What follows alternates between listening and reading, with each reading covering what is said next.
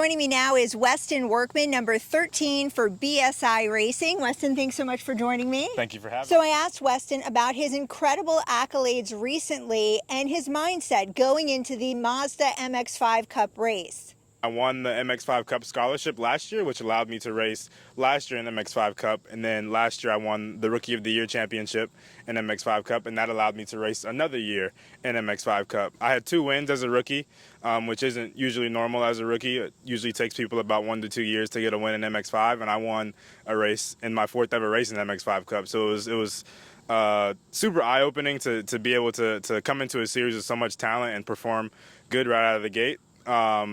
And this year, right, my mindset coming into this weekend is just trying to help my teammates out as much as I can. I'm kind of out of the points championship this year, unfortunately, but I've got 9 other teammates this weekend. We have 10 cars under the BSI Racing tent, so just trying to be, a helpful teammate and push them on track where I can. But obviously, I still want to win the race and get good results, but a championship for me is out of the question for this year, unfortunately. All right, so you've had a couple of rough patches, but you recently received some really good news. I recently partnered with Little Caesars, and they've kind of come on board for the last few races of the season, so I'm very grateful for that, and I hope we have a great rest of the season. Yeah, that's going to add to your momentum for sure. Yes, yeah, yes. Great. I also asked him about his driving style and what he thinks gives him the edge. My driving style is more of a respectful driving style. I think I'm respected by a lot of the other drivers on track, and in the MX-5 Cup Series, you really need that because you can't win a race by yourself in the MX-5 Cup Series. There's a lot of draft, a lot of teammates working. You really need to be a duo to kind of win a race in this series. You can't do it alone at all. So I think trying to gain the respect from other drivers kind of separates me from a lot of other people. I would say there's very little to no drivers that disrespect me in this series, and I try to pride myself on that. All right, and I wanted to rewind things. So I asked him what sparked his interest in racing in the first place.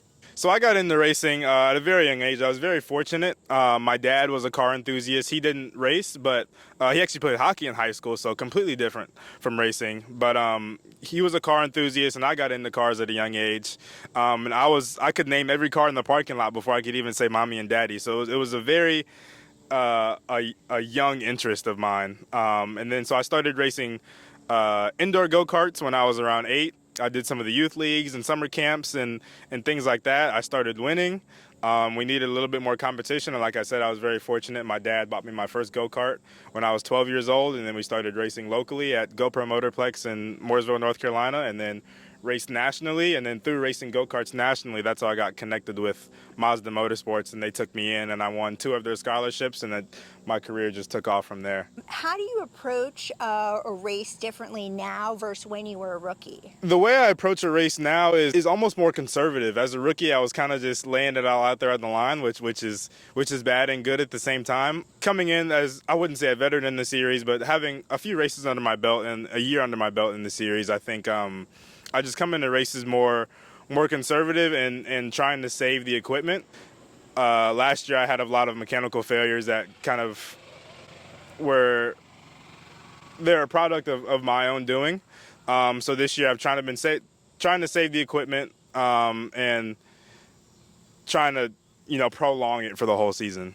And everyone wants to know, in those final intense laps, what's going through your mind? In the MX-5 Cup, it's very stressful on the final few laps. There's usually a 10-car pack in the MX-5 Cup fighting for the win.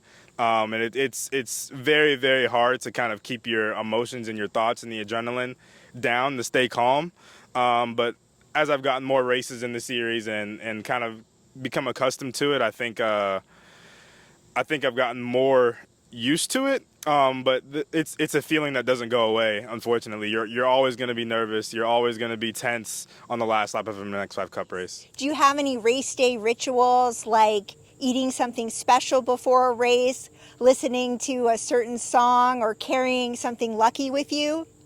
Yeah, that's funny. A lot of people ask me if I have any race day rituals, but I really don't. I should probably get some to try to find some good luck, but I don't have anything specific that I do before a race to try to find some good luck. Maybe subconsciously you do, you just don't realize it? Maybe. I could, yeah. I don't know. So how does he see his career evolving in the next 5 years? I'm trying to get to the GTD Pro of IMSA, and MX-5 Cup being in the paddock of IMSA, it's a very homey feeling. I'm already in the paddock of somewhere I want to be, so that's a very good step in the right direction. But the ultimate goal for me would be to be a GTD Pro in IMSA, and I see within the next 5 years, I see myself achieving that.